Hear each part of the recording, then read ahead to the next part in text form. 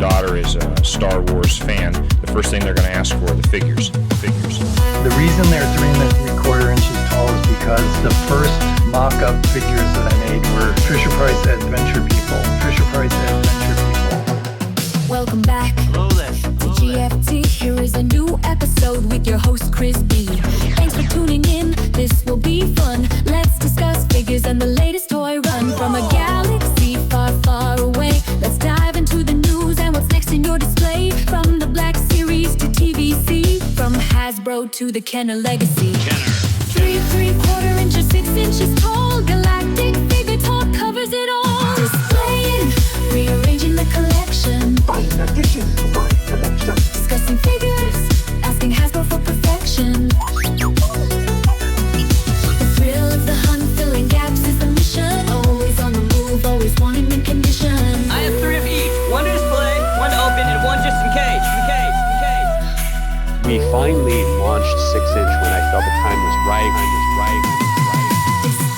Welcome to another episode of GFT Galactic Figure Talk. My name is Chris B. I'm your host, and on this episode I want to go over the latest announcements from Hasbro during their live stream this morning. I've gotten a lot of messages from you guys saying that you're really happy with what they showed today. And I have to agree, it felt like they're showing us new stuff. So that was really cool. So first off the bat, I want to start off with the vintage collection, specifically the Land Speeder. They talked about it more finally on this live stream. And I think that as far as the Land Speeder is concerned, this is really the best version that they've done so far. It's more accurately scaled. It finally has proper room behind the seats for 3PO to put his legs. So he doesn't look as awkward anymore sitting on the back. And the Land Speeder is also going to come with an exclusive to this particular set Luke Skywalker action figure, which the figure itself seems to be identical to the one that they've released single carded. But this one has an updated soft goods tunic so it can sit better inside the cockpit. And it also has a better deco. So there's some Tatooine sand on the boots, for example. Plus, this figure also comes with a ton of accessories like his floppy hat and the soft goods poncho and the rifle that you can clip onto the Land Speeder on the side. So this looks like it's a really cool offering. It's going to cost $60 and it is a fan channel exclusive. So this should not be up on Amazon or Walmart or Target, so you will have to get this if you really want it at Entertainment Earth or any other fan channel related outlets. It's interesting because sometimes GameStop is also part of the fan channel and sometimes they're not, so maybe this is even going to show up at a GameStop location down the road. But if you're really interested in this, you definitely want to look online to pick this one up. I also have to say that I really like what the back of the box looks like, where they recreated the diorama scene from them driving into Mos Eisley with the Sand Troopers standing around, and I think this looks really cool.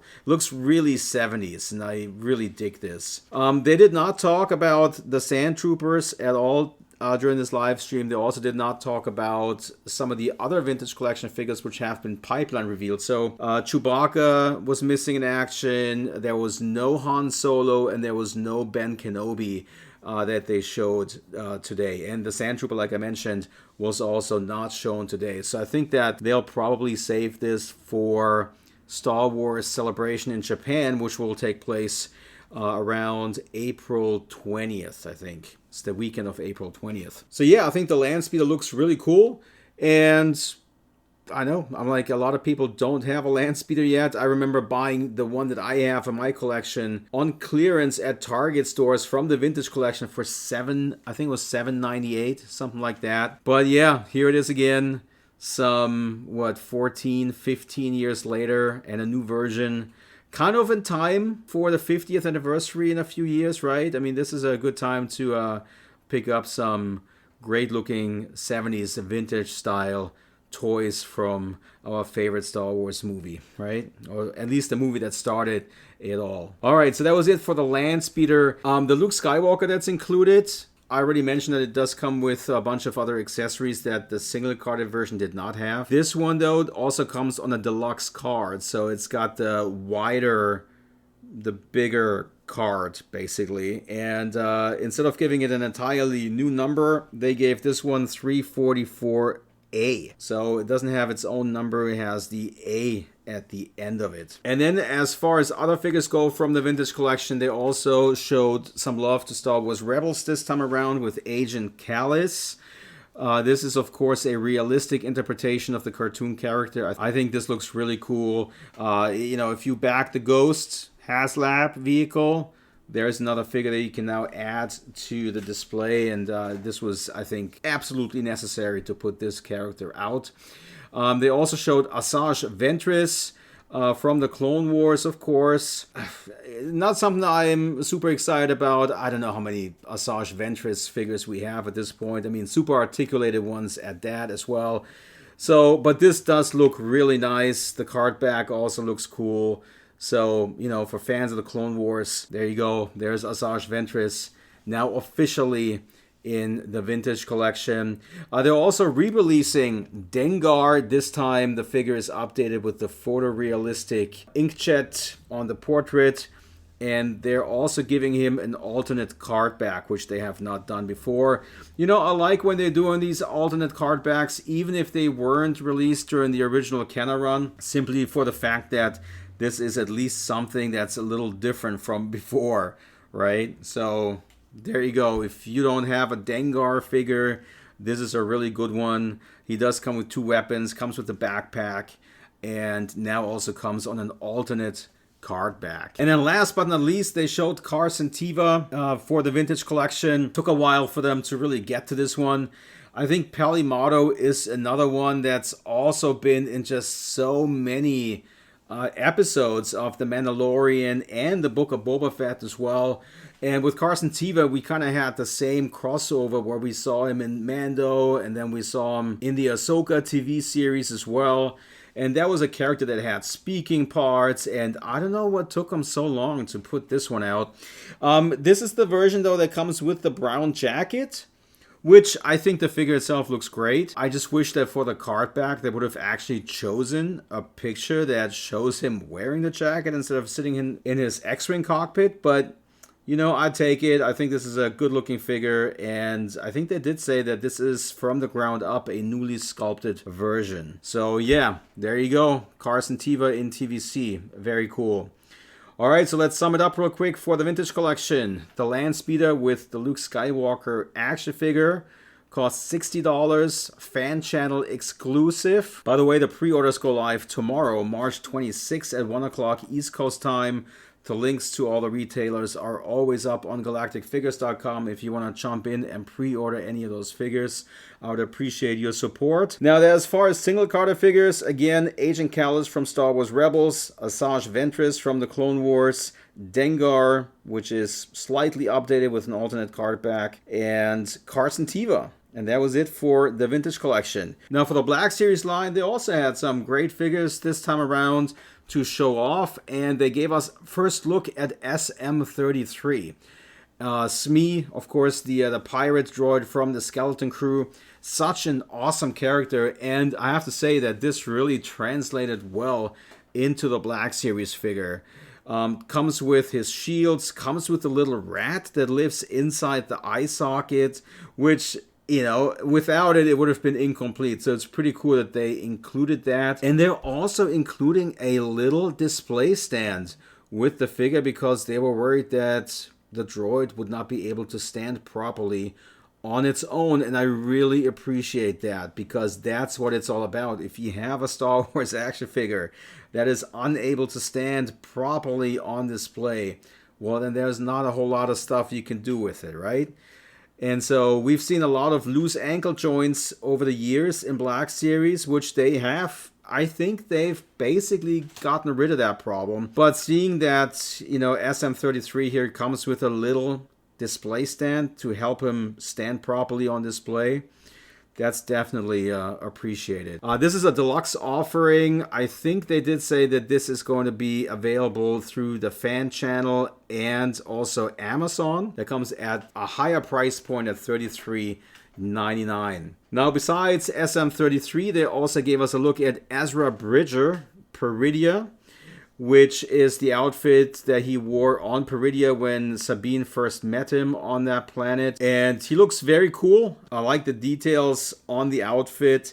It looks really nice. I mean, as far as Black Series goes and this particular outfit, I think the only thing they could have changed up is, give the figure a little wash.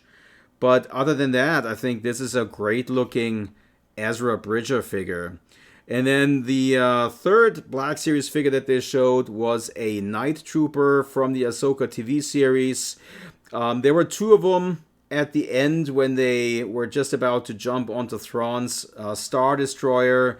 There were two Death Troopers that had, broken masks, and you could kind of see the face underneath.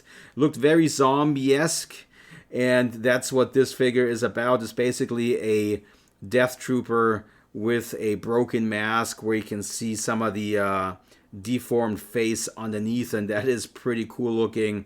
I think they did say that most of it on this figure is new. So yeah, very cool looking Night Trooper figure. So there you have it for Black Series. So Pirate Droid Smee, a Night Trooper from the Ahsoka series, and Ezra Bridger from the Ahsoka series as well. And all those figures, like I mentioned, go up on pre-order March 26, 2025. So nothing for the retro collection shown this time around. And also, there were no pipeline reveals. So we're almost all caught up when it comes to pipeline reveals for Black Series. There are no pipeline reveals at all currently. And for the Vintage Collection, the only pipeline reveals where we know those figures are coming, but we haven't seen what they really look like yet, are Chewbacca, Han Solo, and Ben Kenobi, of course. We know the Sand Trooper is coming. I mean, Hasbro themselves showed it on the poster at Toy Fair in Germany a few months ago. So it wasn't technically mentioned on the live stream, but they did show it as a figure that's coming, basically. And it's also featured on the Landspeeder packaging. All right, but that's really it when it comes to pipeline reveals. Now, the other thing I have to say is that I think the next news that we're going to get is going to be in 4 weeks at Star Wars Celebration in Japan. Plus, there's going to be a ton of Star Wars hype surrounding the Andor TV series. And then we also have May the 4th come up, which has been quite a big deal in the past few years when it comes to promoting Star Wars merchandise. So yeah, we're going to have about a 3 or 4 week long period where we probably will not get any announcements, but then it's going to kick into high gear in late April, early May. So there you go. All right, so I think that's where I'm going to wrap up this episode of GFT. As always, you can find all the latest Star Wars action figure announcements and figure listings on galacticfigures.com, where I've been archiving Star Wars action figures for more than 20 years. Tons of Hasbro interviews, tons of Star Wars Celebration event coverage there, as well as I've traveled to celebrations in the past and interviewed with people and met fellow collectors there. And you can find that coverage all listed on galacticfigures.com. All right, that's it for this episode. Thank you guys so much for listening, and I'll catch you on the next one.